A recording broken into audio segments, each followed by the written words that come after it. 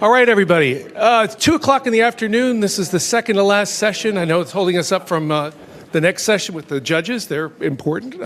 My name is Steve Wlodychak. I am a newly appointed adjunct professor here at Villanova Law Center.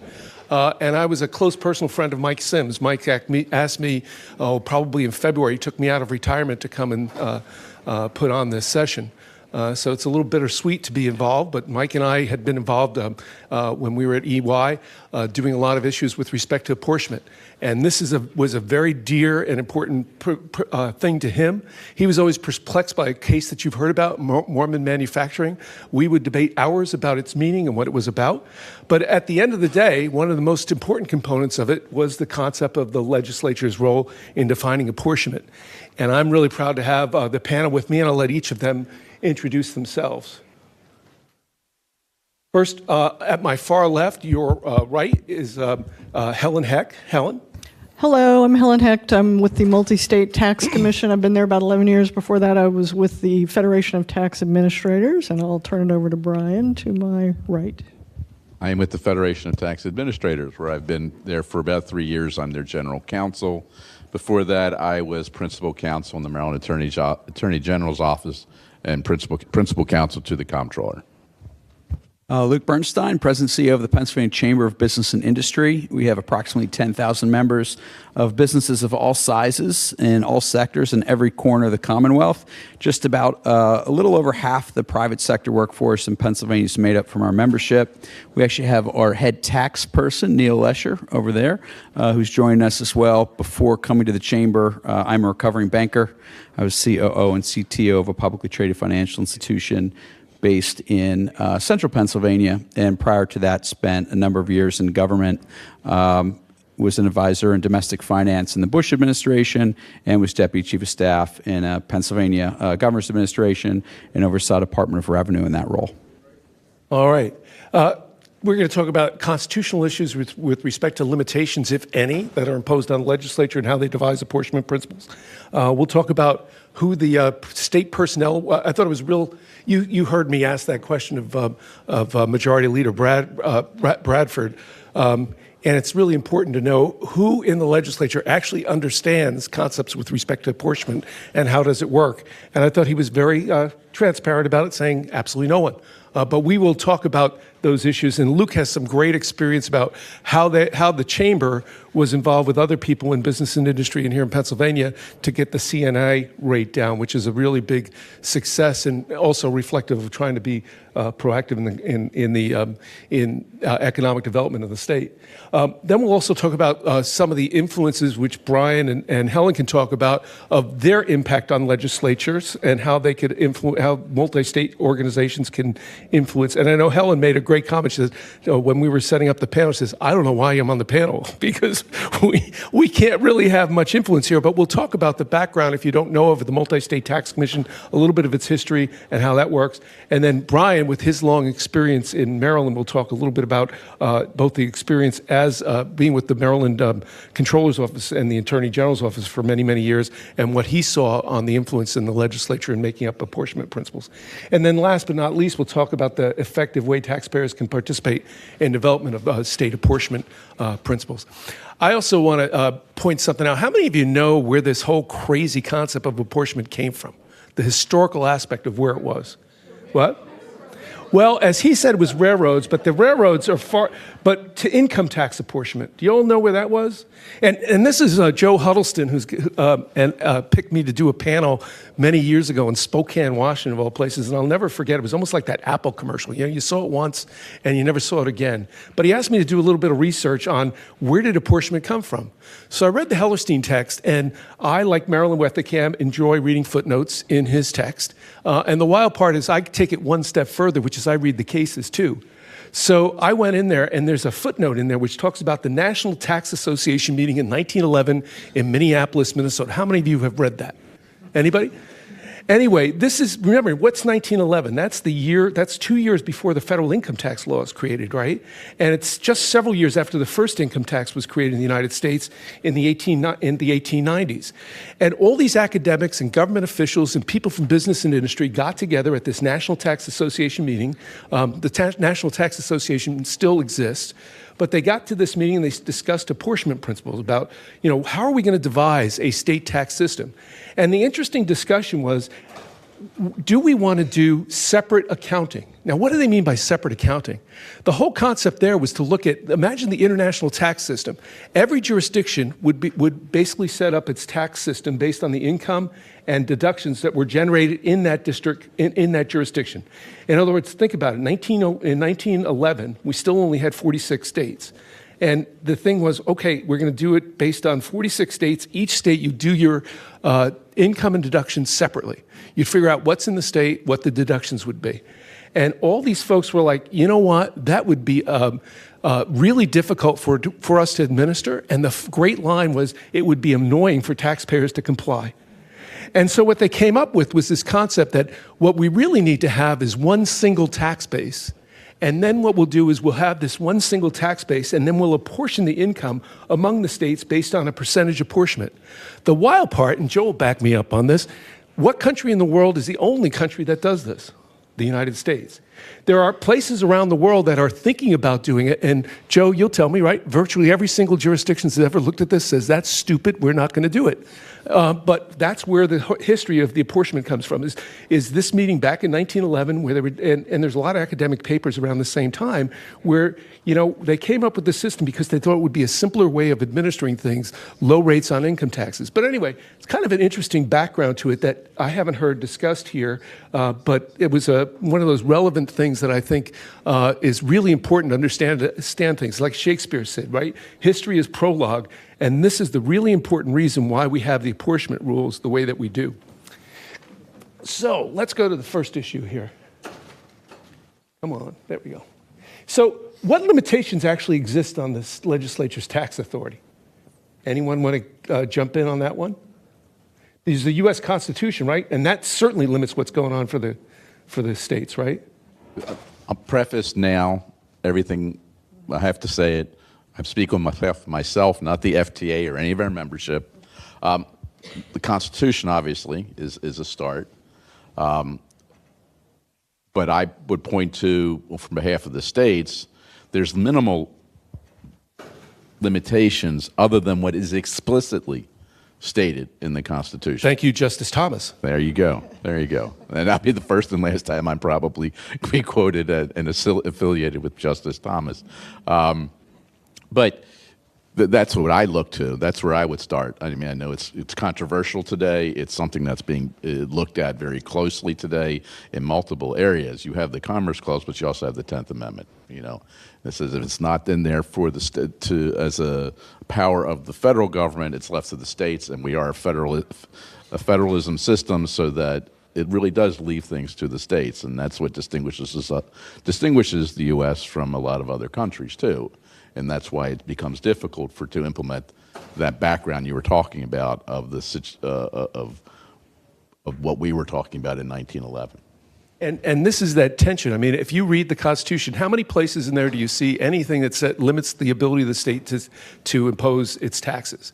There's not one word in there except for one which says one thing I can guarantee you cannot have big, beautiful tariffs imposed by the states, because that's explicitly in there. It prohibits the states from imposing tariffs or imposts, and Justice Thomas put it in a famous opinion of his, a dissenting opinion, if you will, and it's really the only limitations on the state taxing power that's articulated specifically in there. The Commerce Clause and the Due Process Clause provisions really are just an evolution of the concept of trying to have a unified market. And you read those cases, really important to look at them because it's never articulated on a restriction on the state taxes. And I think that's an important component there. It's virtually unlimited. I guess I would say, while that's true, all the current sitting justices all seem to recognize that the dormant Commerce Clause or the negative Commerce Clause contains within it this prescription against discriminatory taxation. So even Thomas would agree with that, I think, to say that states cannot effectively interfere with commerce by saying we're going to give our own in-state businesses an advantage such that it's a disadvantage to the out-of-state businesses. And I think if you think that that's the primary focus of the constitutional limits, then for legislators, the subject of our panel, then that's an important thing for them because they would love to benefit their local businesses. They would love to give their local businesses an advantage, right? I mean, that's their constituency. So that is a big limit that they have to remember, I think. I mean, it's that old adage, right? Don't tax you, don't tax me, tax the guy behind the tree.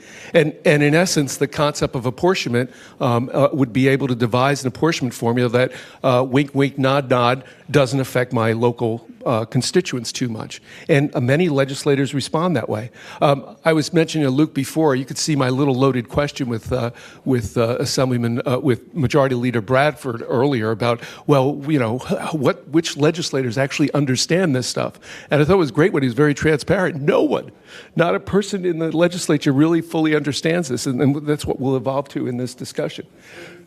Joe.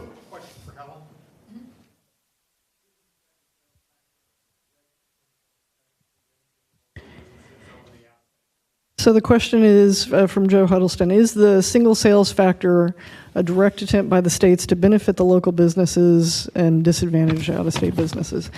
So, you know, Charles McClure, the famous economist, said that mathematically, and this is true, you don't have to be an accountant or a scientist to know this, that a tax on income apportioned by factors is a tax on the factors measured by income. So you're basically taxing the sales into the state. And we do that now, right? We tax sales based on the destination into the state. So we have that kind of taxation in place for a lot of things. The question is, and I've heard this repeated throughout the day, is a single sales factor an abomination? Is it an aberration? Does it really fairly reflect the income that's being generated? Well, you know, when you think about taxes as a whole, and you think about the tax on income as just part of the whole tax system, we already tax property, we already tax payroll and the income of employees. One of the things that's been difficult to tax, both for sales tax and for income tax, is intangibles. And we talked about this a little bit in the last panel. It's been touched on a couple times today. But intangibles really threw a wrench into the taxation of income and the apportionment of income. For example, while there is a property factor, and there are a few states that still use a three-factor formula, including the property factor, that property factor does not include and has never included intangibles. And you can understand why, because they're hard to value, as the last panel noted, in terms of transfer pricing. This is a difficult thing to do. There's a whole industry around valuing intangibles. And until they're sold, it's hard to even know if there's a market for them or where that market is.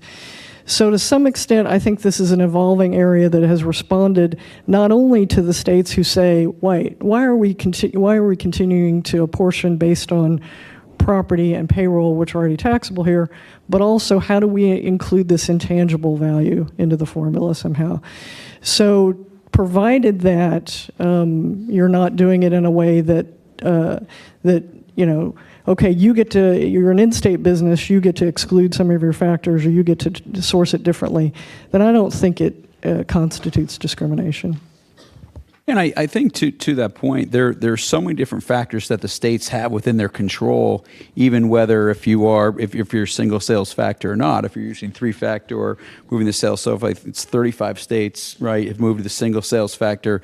But even with that, I would be hard-pressed to find two states in the country that are exactly similar on taxes and what that is applied out to, and how states are defining what is business income and how states are defining how is that income sourced. And all those different pieces. So when you look at it, if we're at 35, the pendulum has really swung. Pennsylvania's a state in 2013 that moved to that single factor. What does that look like in the next 3-4 years as more states may move there? But how are they defining income? How are they sourcing that income? And what definitions are they using could make an effective rate much higher than one state or much lower. So you're really taking out what other could be. The other combining factor here is what is the uniformity clause in some of these states? And so Pennsylvania with the uniformity clause, many states' constitutions have that. How is that applied out? So one of the things I think, at least I'll talk about, we've talked about a lot of practical pieces to this and the application of it, but I think it's important to think about every state is trying to be more competitive in their tax policy, or if they're not trying to be more competitive, they need to realize that the state next door and 3 states south and 4 states west and every other state in the country likely is competing with them for that next business. And how are they going to attract that business? And the apportionment is a key piece to that, because the business is sitting there and making major investment decisions on where to make that next investment. And a lot of these applications come into play as they're making that decision. And Helen, I think a great point about the intangibles is back when UDITPA was first founded in 1957. At least the Pierce article tells you this, and whether or not that really is good legislative history, who knows? He might have made it up. I don't know. But one of the important things that's in the article was they actually saved for another day. How would you handle intangibles? Even back then, they were thinking about it, but the excuse he gave was it's really not a big component of the economy today, but we will have to deal with this someday. And now we've been dealing with since the dawn of the internet era, and I guess the rise of intangibles to begin with. The economy in 1957 is very different than it is today. And you look at intangibles and you look at sourcing of services and the benefit of the service. That other day is today, and we still haven't come up with a good solution. And I don't know if we can come up with that good solution. Do you think it's possible? And so, to go back to my theory here, which is, okay, if the property factor doesn't really represent or is not fairly representing or equitably representing the property that's being used by different businesses to generate income, because it doesn't include intangible property, because an intangible property is so much more a factor in driving value today, then if that's the case, what's another way to capture that value in a way that's reliable? Well, we know when there's a transaction involving that property. So once I've got a market, once I've developed it, once I can sell it to someone who's going to pay me an arm's length price for it, then we know the value of it. And we also know, to some extent, where that value is being realized. And so if that's the theory now behind the income tax, then at least, I just don't think there's any way to capture it in the property factor or represent it fairly in the property factor. So this is the sort of alternative, I guess, to doing that. Go ahead, Brian. I was just going to say, in bringing this back, circling it back to where we are, what we're talking about on this panel, and legislation and how to not influence, but to inform legislative policy. The difficulty, they're trying to do a couple of things. One, through tax policy and taxation, economic development, and using that becomes the primary factor. Two, we're all debating this, and it goes back to what you said when you asked Speaker Bradford, explaining that to the people that are trying to put those policies into place so that they understand it. And not only understand it just for the impact on their own state, but how that's going to impact like Ocean said borders. before. Like Ocean said before, sharpen the crayon. I mean, it's really, how do you get this down so people understand the technical aspects of how this works? And again, legislators in most states are part-timers. They, like Majority Leader Bradford said, very few have the professional or business experience with some of these concepts.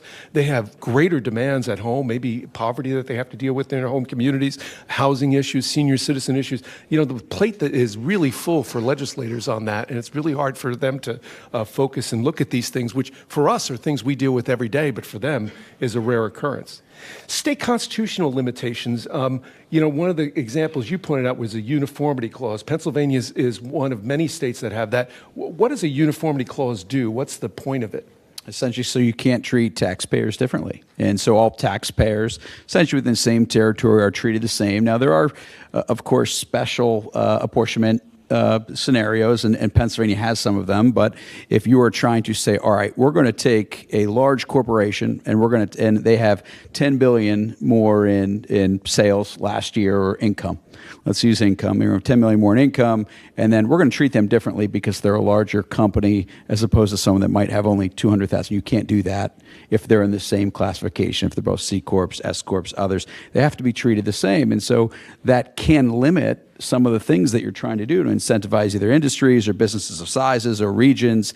And so oftentimes to get around that and to move with competitiveness, if real tax reform is not attainable, you'll see things like tax credits or tax zones or other things that come up that try and get around to the root of, I think, the other question: how do you incentivize in-state economic development or in-state economic activity to your state's advantage?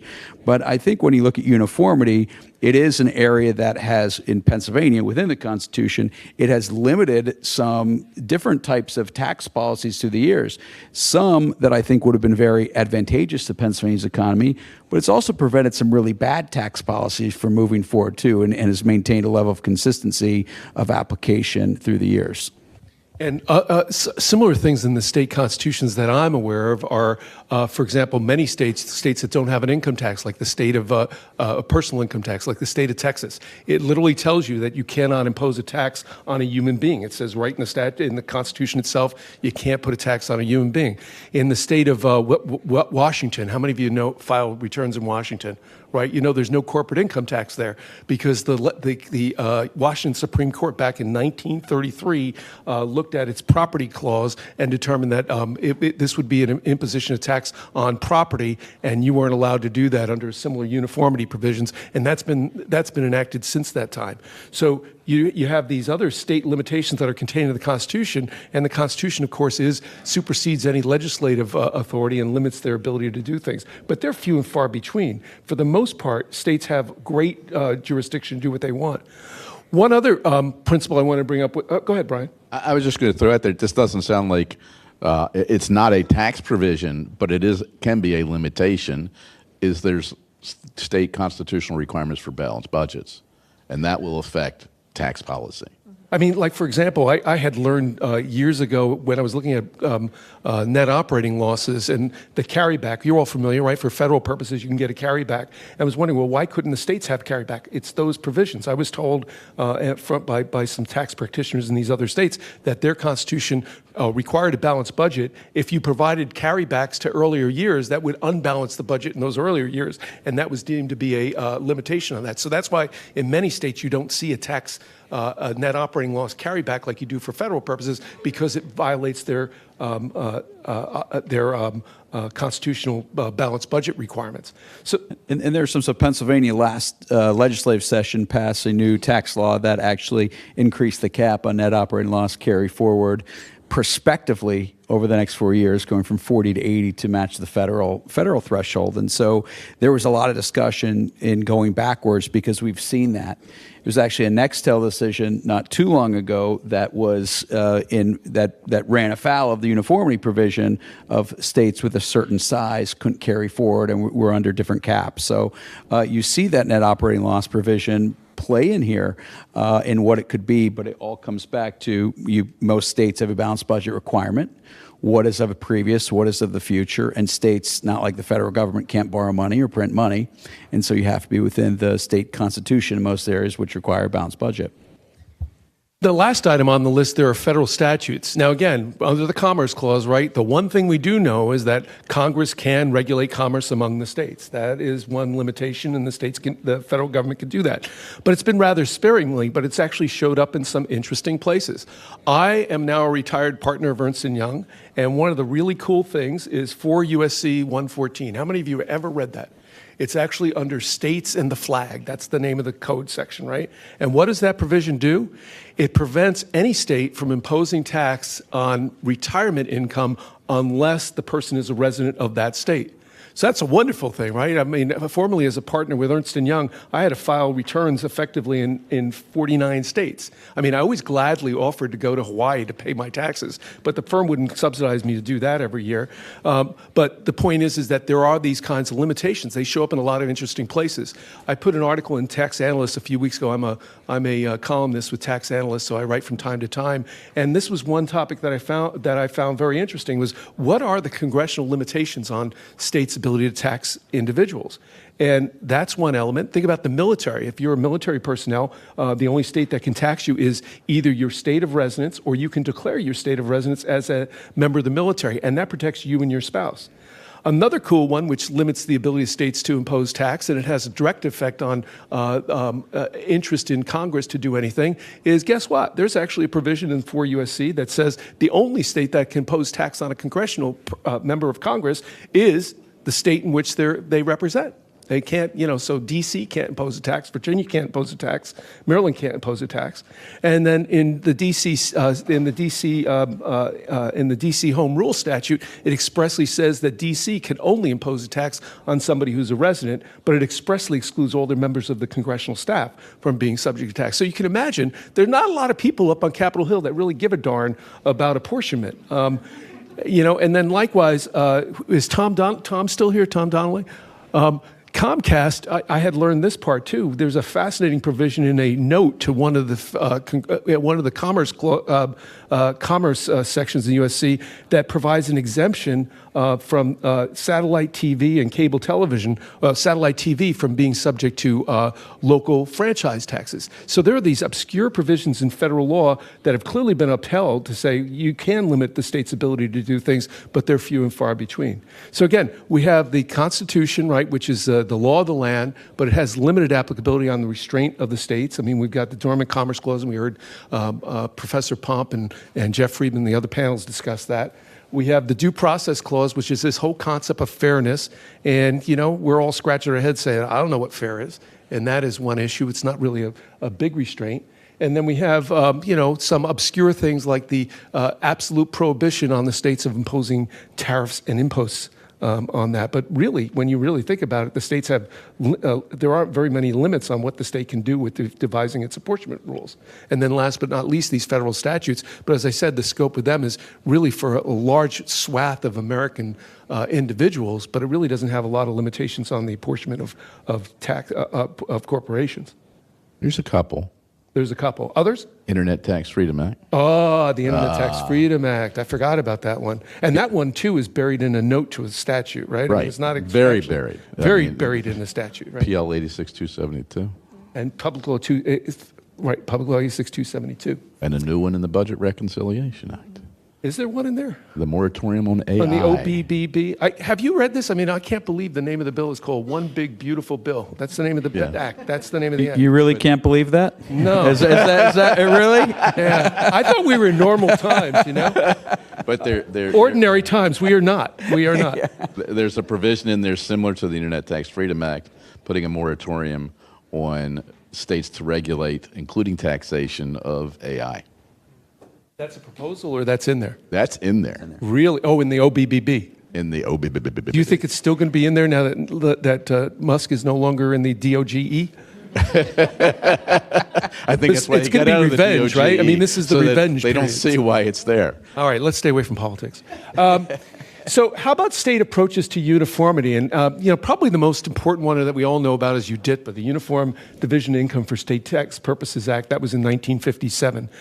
Helen, how did that come about? And again, the MTC, set up the tax compact based on that. But what was the principle behind that, and why did we come up with that? Well, so this is, again, history lesson, and it's not like you don't know some of this history, I'm sure. But as we discussed, there's been, in the 20th century, there was a period of time when the states were saying, maybe apportionment works better than anything else for taxing multi-state income. The Uniform Law Commission, it was called something different at the time, but the Uniform Law Commission in the 1950s drafted a model statute, the Uniform Division of Income for Tax Purposes Act, or UDITPA. And when they did it, there was a model that they used out of Massachusetts that they were working with, and Unrelatedly, but right after that, there was a U.S. Supreme Court case, Northwestern States Portland Cement, that overruled the Specter Doctrine and this long-held view that the majority on the court had that the states were prevented from taxing even sellers that came into the state and solicited sales in the state and made sales to customers in the state. That was beyond their authority to tax under the Dormant Commerce Clause. That happened. It shocked. So they overruled that Specter Doctrine. It shocked everybody. Congress acted very quickly, and it passed a law. 6 months. In 6 months, Can from you when the imagine? opinion was, Can you like imagine? in I this know. day and age, I we've been know. waiting for the Mobile Tax Freedom Act for how many years? Exactly. Since 2000. We'd still be having filibusters about it. But so they acted very quickly. The law sort of set back the jurisdiction that had been changed by the Supreme Court, only affected sellers of tangible personal property. Said you can solicit in the state. If you ship in from out of state, then you'll still be protected from income tax in the state. But it also set up this committee of Congress to study taxation of interstate commerce, state taxation. And the committee called the Willis Committee came back with a report and basically said, we've got a real problem here. Of course, this was before the internet and before technology, and so it was really complicated for taxpayers at that time to be trying to comply with a bunch of different state rules. So they came back and they proposed initially a model federal legislation that was loosely based on UDIPA, didn't have a sales factor. There is a myth that the states opposed this and the business community widely supported it. In fact, there was not a whole lot of business support for this legislation, this federal legislation either. 3 reasons. One was that, there's this concern that, oh gosh, now we're going to have the federal government involved in this. It's going to be even harder to get anything done.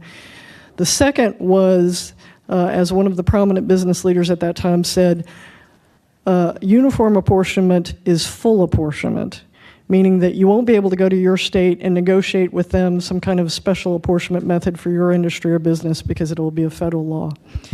But the most important thing that I think that concerned people, including some states, was the fact that you have to give the authority to regulate this to somebody. This, like most tax laws, can't just be, it's not self-executing.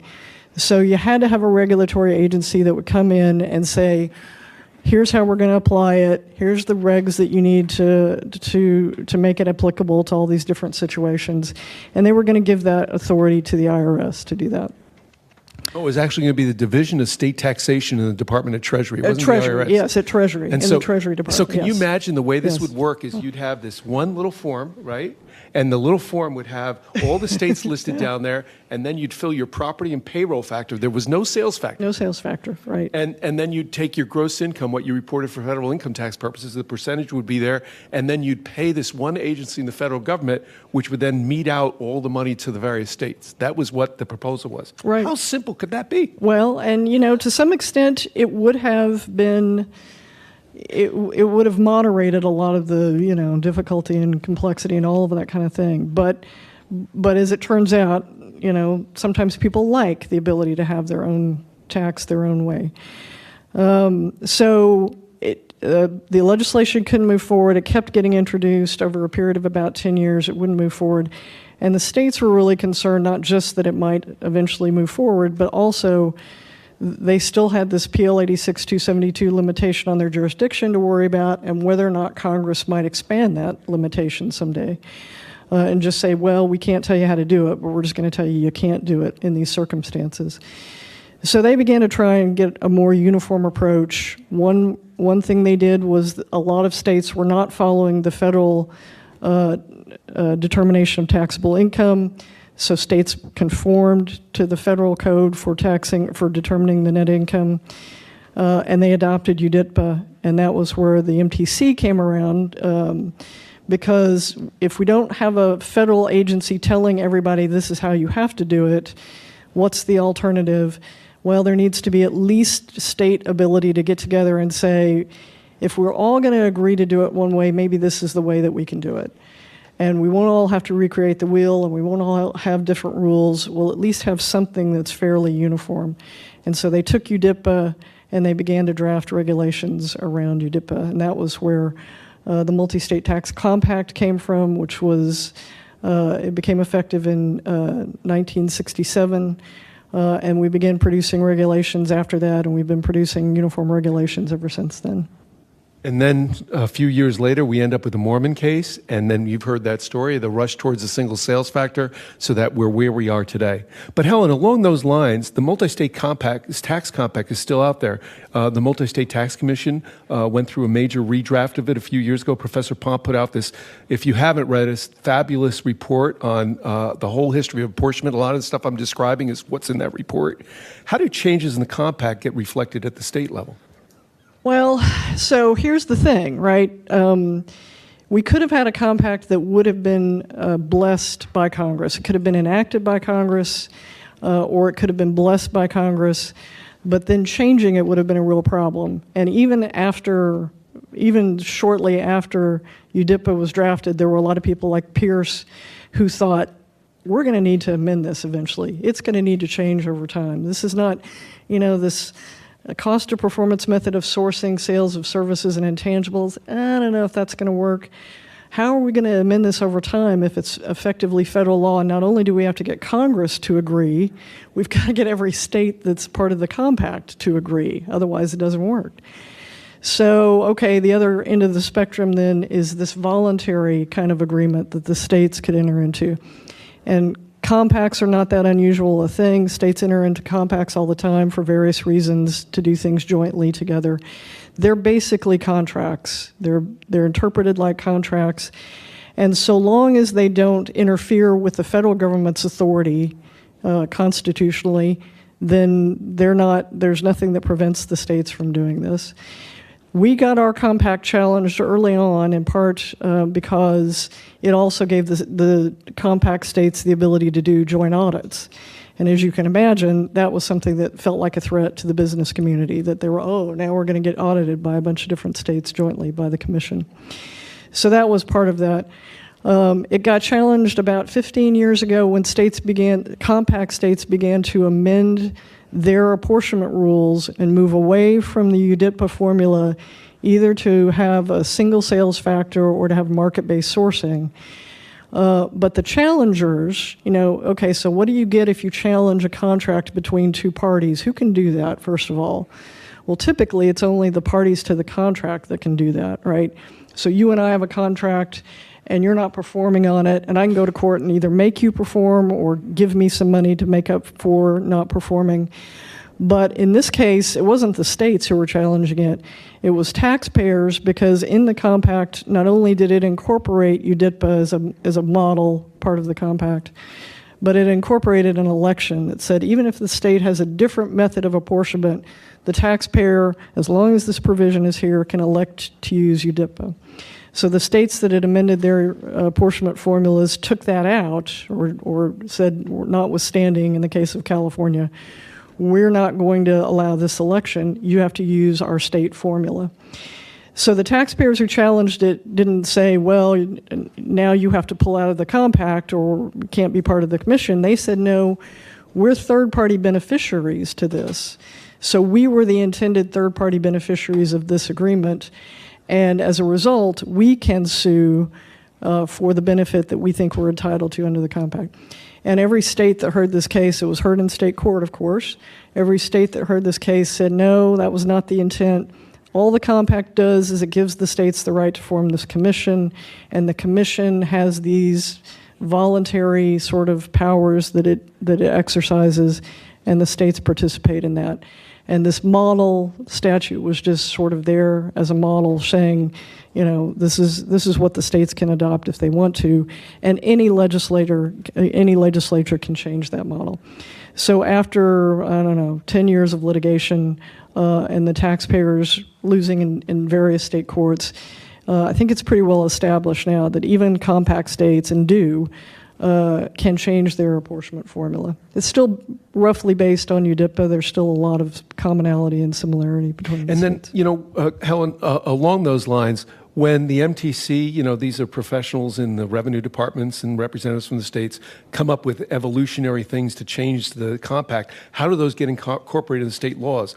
Does it require each state to incorporate it either by regulation or by statute, or is it automatically applicable? How Right. does that work? Right. So when we do our models, what we do is we make recommendations to the states.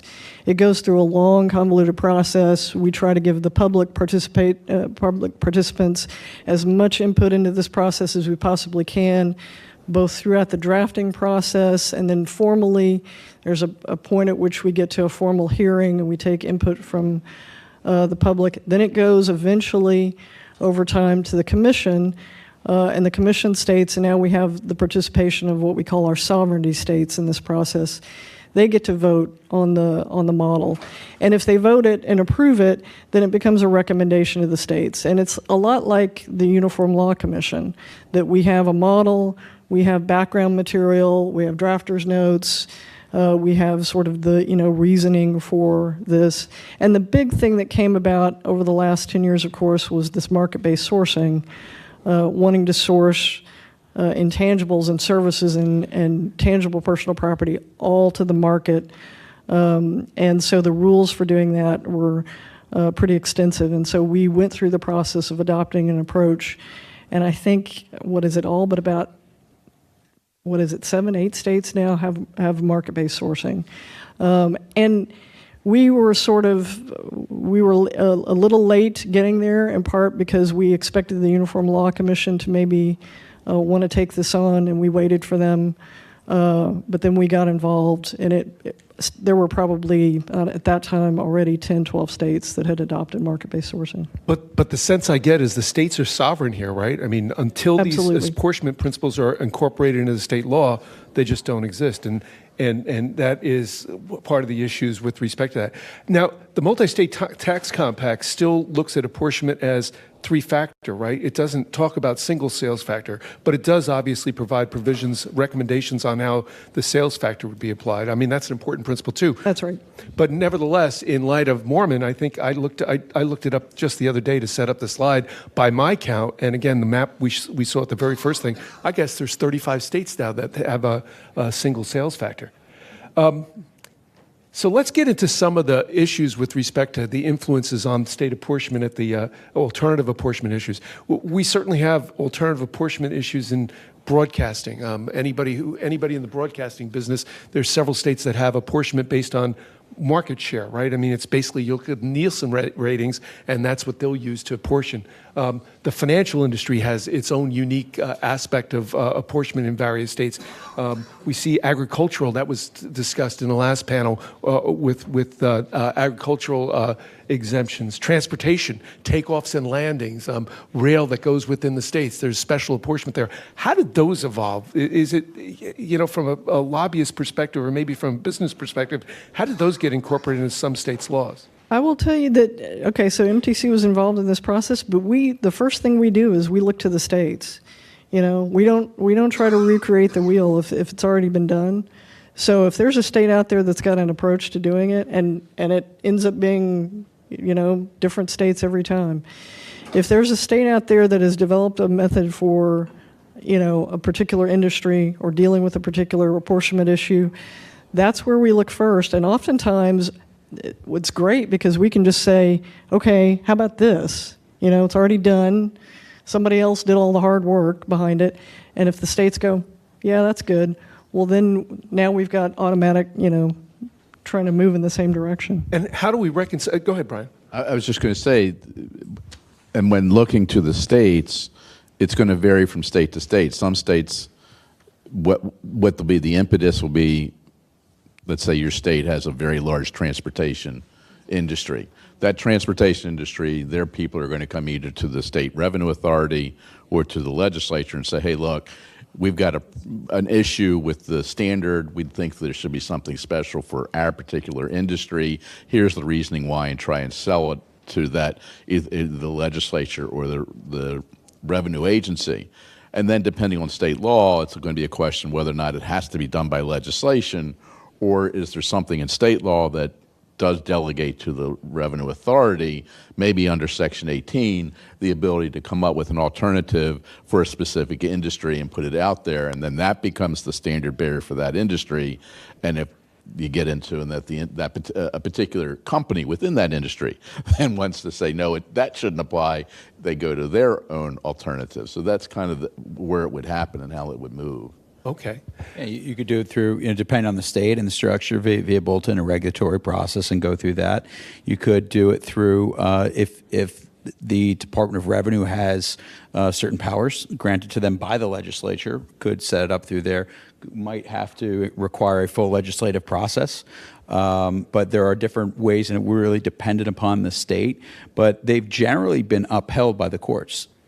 Through when these have come up, and whether you're talking about energy, natural gas, pipeline, whether that be capacity and how the requirements is, but the special apportionment cases have generally been upheld in the various states, and as long as you go through that process that is set forth. So if you try and do it through bulletin and then the regulatory process, and you're not able to do that you've had more issues through that, as opposed to having your state do it and set up the special apportionment factor in the first place. Like Professor Pomp said, it all goes back to the railroads, right? I mean, we had the state railway case back in 1888, and even though that was a property tax case, they tried to divide the value of property based on the unitary business, but more importantly, mileage within the state versus mileage outside the state, and set up that percentage there.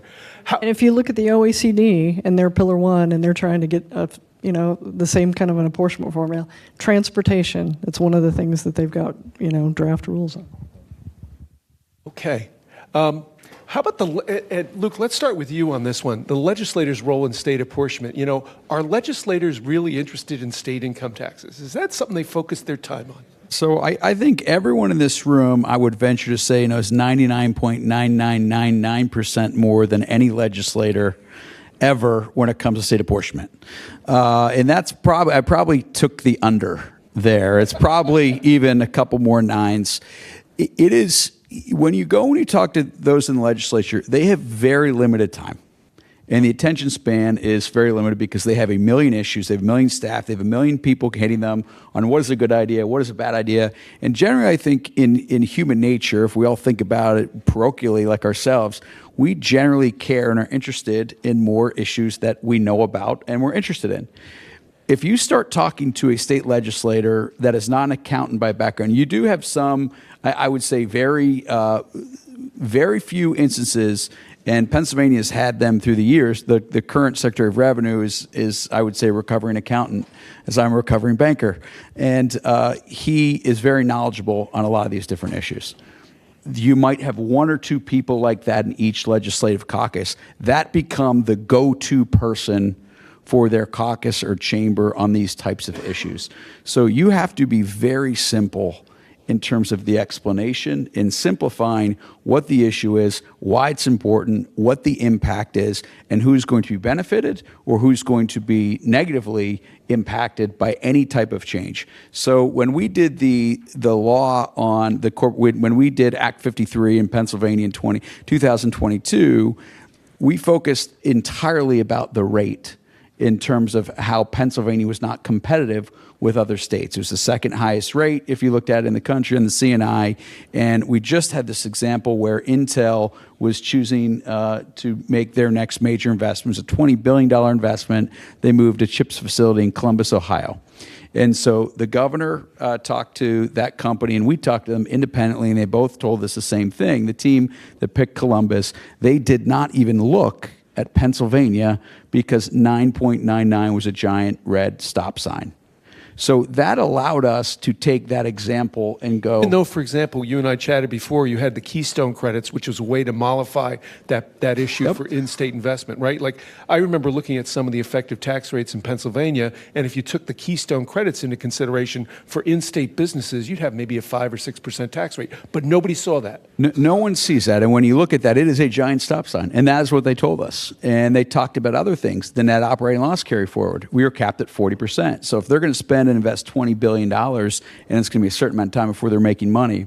So we were able to use that example and go person to person. But we also, we expanded market sourcing within that proposal. Within the 100 discussions where we went member to member. We had to talk about what industries in their districts would be positively impacted by this, how none of the businesses would be negatively impacted about this, and went through those specific examples of we couldn't talk about specific taxpayers and their situation, but we could talk how a company in their district could potentially benefit from this. But the other thing is, market sourcing was a major piece to it. And the language could have really impacted businesses in Pennsylvania. But we didn't talk most to legislators about that because that was not going to be an area of interest. We talked to the appropriations staff, we talked to the appropriations chairs, we talked to the Department of Revenue, and went through that. But as you're going through that and making the changes, partner with people that are going to be able to get you in front of the right decision makers on these issues. That would be my best advice. The second is having someone really knowledgeable. I mean, the reason I'm here in this seat today is because Michael Sems invited me, and Michael, I miss his humor, I miss his friendship, I miss his love of wine, and I miss his expertise on tax policy issue, because we had like the Michael Jordan of Pennsylvania tax policy heading our tax committee, who was able to look at words and see things that other people were not, including in the legislature and the Department of Revenue, that only few people could. And so it was at the 11th hour, and I remember over 4th of July going through changes. Drew was on the call, some others were there, and we were walking through specific words that if Michael and others that knew one word in would have dramatically impacted that entire puzzle, but the legislative populace in general did not know that. And so understanding when you walk in that most people's eyes are going to glaze over and they're going to be like, we don't want to deal with this, we don't want to talk about it, it sounds too complicated. If you can't make it simple, it's really going to limit your opportunity to getting things done. And Brian, turning to you, what role does the executive department have with respect to apportionment principles? I mean, you have so many years of experience in Maryland, and I wonder if you could just relate what the experience in Maryland would be to help influence the legislatures in development of apportionment formulas. The first word that comes to my mind is relationships.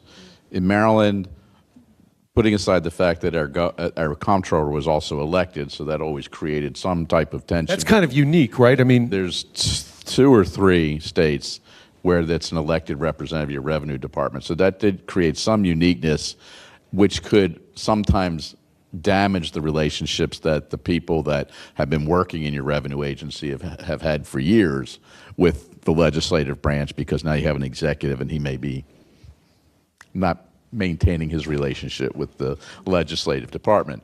Putting that aside, relationships in Maryland, we knew who worked in the legislative services office and who were drafting legislation, so that if we monitor, we would read during session and pre-session. We had a group within the comptroller's office and myself with the AG's office. We meet on a regular basis to see what bills are filed or what bills are going to be filed, and see which ones are going to have true impact on what we did within the comptroller's office. And then there were people that had relationships with the legislative services, because they're the ones drafting the actual bill. And just getting to what you were just saying about language, words matter in these statutes. And I can remember some specific ones where they were talking, the legislature was talking about expanding services, and they would use a term to describe somebody or a particular occupation, and we say, if you use that word, this is what you're going to capture. So is this really what you want to do? And then they would say, no, that's way bigger, or that's not getting whoever. And we say, okay, fine. Here are the better words. This is what we're seeing. And that's just one example. There's many like that. So it's about relationships. And we also, in the comptroller's office, and I say that I was in the AG's office, we also wanted to create relationships with the private sector, because they were important too early on to be involved. Especially on the regulatory process. After the legislature did something, now the revenue agency has to put out regulations to interpret that. And having relationships with the chamber in Maryland and with other groups to be able to have conversations, so that when those regulations are drafted, one, you've already taken things into consideration, and then when it goes to the committees, the joint committees that have to approve those regulations, those conversations have been had, so the comments are minimized because you've already addressed it. So come back to it. Relationships. That's key. That's a great point. And Brian, the relationships really matter. And if you burn one, the next time around, the relationship's gone. And to that point, though, as you think about how this is all set up, and you think about the one word and everything else, when you have a dispute, and oftentimes an appeal on these, legislative intent goes out the window when you hit the legal system. So it doesn't matter what the legislative intent is, it matters what the law specifically says. So getting that right and investing ahead of time is really, really important, and making sure it's done in the right appropriate vehicle if you can. Some states, like Pennsylvania, could that be a fiscal code? Does it have to be a tax code? Could it be done in various administrative codes? The cleanest way for any tax change in a state like Pennsylvania is obviously the tax code or a standalone piece to it. So there are real, I would say, as you're going through this, legislative intent can sometimes say that's what we meant, but the first appeal that happens, the first case brought against it, that goes right out the window. And Helen, just because the MTC, and you know so many people in the revenue departments around the country, could you relate, like what Brian was saying, is that consistent from state to state? Like, or is it different, like their ability No, to influence I think Brian hit it on the head. I really do. I think this is very important. The whole idea that the words matter. To the extent that you have a uniform law, you got to look at what other states are doing with that law and interpreting it, right? Because unlike a lot of laws that are specific to a particular state, when you've got a uniform law, one that other states have adopted the very same language, and they've got courts interpreting it, then you've got a little bit of guidance to know, okay, maybe it's not totally clear. Maybe we don't want it interpreted the way that other courts have been interpreting it. Now that so at the state tax level, this is something the federal government doesn't have, right? I mean, to the extent that there are questions in the federal tax code, you just got to wait for a court somewhere, raise that issue, get it up and get it resolved. But at the state level, you can look around and say, oh, that was ambiguous, or that happened over there and that's not really what we intend. And so, yeah, the only thing I would add to what Brian said is just look around outside your state as well. And like government, how about like governmental sources of uniformity, right? We know the MTC we've talked in detail about the MTC and the Multistate Compact and putting out its guidance. On our earlier calls, you discussed the National Council Conference on State Legislatures and their staff, as well as, what's their role and how important is that in this? Well, and this is sort of an educational thing. What we do is sort of educational, these conferences are educational. I think there are groups out there that really try to say to the states, this is complicated. You need to have a little bit of a sense of what your role is here in terms of, the creation of this structure that we're working on, so that you can understand it and ask the right questions, if nothing else. You want legislators who can ask the right questions and know when they're being told something by a lobbyist or somebody, how does this really fit with what the state does? So I think when legislators get together and can share with each other, I think that's a great thing. And Brian, how about the Federation of Tax Administrators, the role they play with the legislatures? Are you doing anything with the legislatures around the country? We don't lobby. What we do is try to educate. If an issue comes up, we're going to try and we're asked, or if we see something and we take some initiative, we'll coordinate among our membership about here's an issue, here are the facts behind that what that is, disseminate that out to our membership so then they have the information to do what I was talking about before. They now have the information to be able to go to their legislative bodies, whoever it might be, to say, here's an issue, here's something that's going on. If you're thinking about doing this, here are the implications and so forth, and then leave it to the legislature to make that decision. But now they have the information, and provide them information about how that may have already been handled in another state, because we have communication among our members when we see an issue. For example, there was a regulation that's being, or a policy that's being considered by a certain federal agency right now that will have an impact on the state's ability to gather information about certain transactions. One state brought that to my attention. We put it out on our listserv so they could, and lo and behold, other states have been seeing it, but nobody had been talking to each other. So now that they can talk to each other, they can come up with maybe an alternative. If this agency does what they're saying they're going to do, maybe there's a way collectively to go to that agency and say, okay, I know that you've done this. We were using it. Is there another way we can access that information? And that will benefit us all. So that's how we'll do it with the FTA. And Luke, yeah. We have one question Yeah. and a couple of minutes to wrap up. Okay, sure. Yeah. Hi. So my question was, this is all on the framework that complete auto is still good law. This discussion, the complete auto framework. So has there been a cross your mind that at one point it would be formally overruled? Now I'll admit I am writing a tax notes essay that it should be overruled, because looking through the progeny of cases with Japan lines and the California container, where it's not consistent enough. So I guess, did the thought ever cross your minds that, hey, this might be eventually overruled and we might have to deal with a new backdrop? With complete auto transit, I mean, let's face it, the four-pronged test is dicta. I mean, it's not, it's not really law. It gives you some guidance of what should be done from a due process and commerce clause perspective, but it is dicta. I don't think complete auto transit gets overruled per se, but I think you have to put in context how important the four-pronged test is. I mean, the four-pronged test, in my view, is sort of aspirational about the ideas of what we would like to see as a state tax provision. But as you've heard from our panel here, I tend to think that the states have great sovereignty here in designing their own apportionment principle, and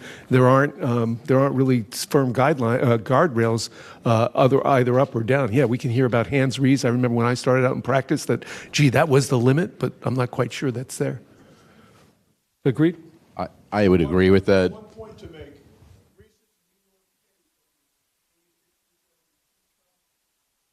New York held that the government could not go backwards with their policy. The due process clause of the Constitution was the reason. Just came out within the last month. So that's important to remember when you get into these retroactivity situations, that you have, California, their case is still being litigated, and who knows how that'll come out. But right now, the New York case, due process can't go backwards. Oh, exactly. So I teed you up for questions when you had 0 time left. So we're done, right? Thank you. We appreciate that too, Drew. Should have reserved time, yeah. So we'll cede a couple of minutes back to wrap up, and then we'll go to our last panel. All right, last points. Any thoughts about the apportionment issues here? Full-time employment forever. There you go. The only thing, and I'm going to come back to what I said about relationships, but participation. MTC's got a lot of, they're doing a lot of work in partnership area. They're doing a lot of work in digital, the digital goods, which is going to affect apportionment and have apportionment aspects to that. Participation by you all at those meetings, which are public. I think that's key to trying. I can't say we're going to get it right, but we can get it as close to right if as many people are participating. If you are not at the table, you are on the menu. So if you want to make a difference, you better get engaged, because if not, it could be a really bad outcome for you or your state or the businesses that you represent. All right, Drew, thank you very much. Thanks Thanks for our your penultimate participation. panel.